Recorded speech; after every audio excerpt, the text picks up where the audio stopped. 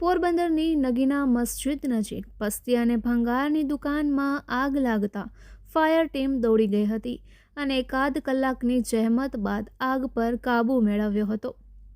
પોરબંદરના SVP road પર નગીના મસ્જિદની બાજુમાં આવેલી કબીર અબ્દુલભાઈ પૂંજાણીની માલિકીની પસ્તી ભંગારની દુકાનમાં રાત્રે 8:30 વાગ્યે સ્વિચબોર્ડમાં થયેલ શોર્ટ સર્કિટને કારણે આગ લાગી હતી.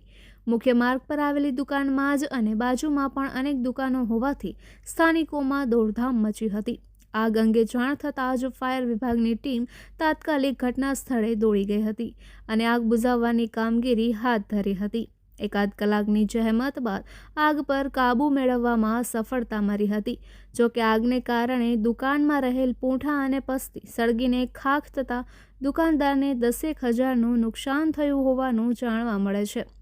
સમયસરની ત્વરિત કાર્યવાહીથી આગ પર કાબૂ મેળવવામાં આવતા મોટી જાનહાનિ તેમજ સંપત્તિમાં ગંભીર નુકસાનીમાંથી રાહત મળી હતી.